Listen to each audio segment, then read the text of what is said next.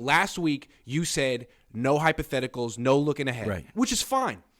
But the one person on the Niners beat who could get away with it is Matt Mayoko, because he's the senior guy on the beat. No one would ever accuse Matt Mayoko of trying to, talk about something just for the clicks. So at the end of the conference call yesterday, after the PR director had said couple more, and they had done the couple more, Matt just blurts in at the end when the PR director was going, "Okay, thanks everyone." Matt just goes, "Oh, one more," which is very uncharacteristic of Matt. And I was thinking, okay, well, where's he going with this? And he goes, "Kyle, I know that you're really focused on the here and now, but given how well Brock Purdy's playing, have you thought about who the starting quarterback's going to be?" And everyone, I'm sure, in the conference call is thinking, yes, thank you, Matty. I wasn't going to do it. Because if I asked the question, I'm sure Kyle would give me a really snarky answer and sidestep it. But Matty does it, and you got to respect him. So Kyle goes, "That's a great question. It's just that, I don't even know what year next year is going to be, and I'm really focused on the here and now because we got some big games coming up, but it's a good question." So he could have said, "Hey, it's Trey Lance's team. He got hurt. Why is this even a question?" He didn't say that. What did you think of what he said? Okay, first, shout out to Matty Mayoko. Shout out. As you people know, Matty Mayoko and I are dear friends. We were colleagues at the Santa Rosa Press-Democrat. And Iggy, we're in the same wine club, and in 2 weeks we're all getting together at Terry and Kirk's house, and Matt and Sarah are going to be there for the wine night. Matty went from colleague to family friend, and he's been a family friend for a very long time. Yeah, he's a dear friend of mine. Anyway, first of all, props to him for asking the question.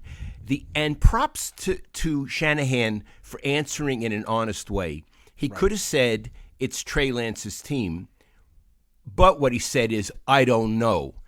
"I don't know," I'm going to try to translate this, means it's an open competition. I agree. That plus, he's also saying, "I don't know how the season's going to play out with Brock Purdy, but it's an open competition," which I think it should be. I think in training camp next year on the OTAs and all that stuff, it should be 50-50 between them, and there should be no Jimmy. There should be no subtext at all. Mm-hmm. "Thank you, Jimmy. You've done great work here. Now we need to divorce. You need to find your destiny elsewhere, and we do here."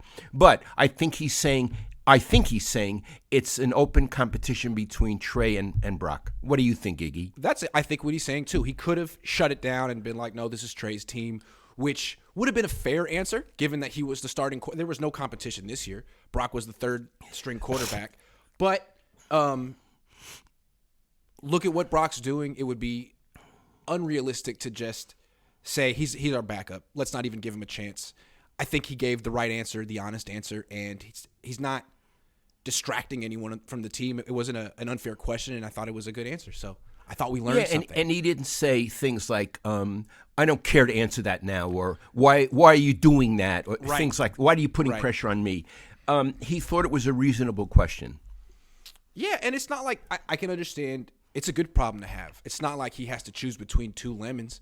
He gets to choose between the highly gifted quarterback he wanted and the other guy who's doing everything he hoped Trey Lance would do. So if Trey Lance doesn't win the competition and Brock Purdy goes on to be the next Kurt Warner, great.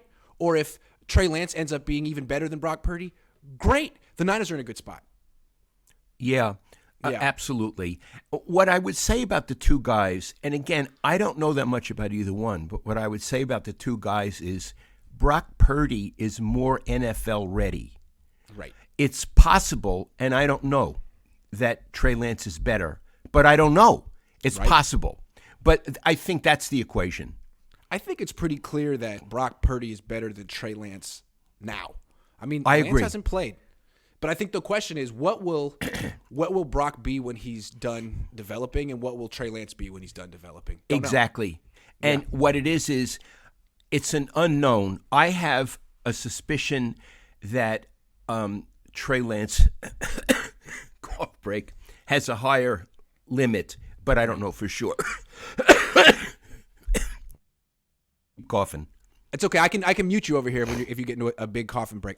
I think one thing we got to remember is it's important not to really just judge quarterbacks based off of 4 starts, 5 starts, 15 starts. Because we did that with Jimmy. Yeah, we keep doing that. And I think we probably shouldn't. It's been a great start for Brock Purdy, but that doesn't mean he's going to be the next Joe Montana. And it's been a rocky start for Trey Lance, but that doesn't mean he's the next Jamarcus Russell. I mean, you could go through a lot of quarterbacks who had a rocky first couple of years or a first few starts, and that didn't really mean anything about their future. So it's fair for Kyle to be like, let's see what happens in the playoffs. Maybe, I mean, if Brock Purdy goes to the playoffs and falls apart in the first game, that factors into what happens in the offseason. If he goes into the playoffs and plays great and they go deep, that's part of the competition too. He's competing for the job right now, which I think is fun. And it makes this story so much more interesting.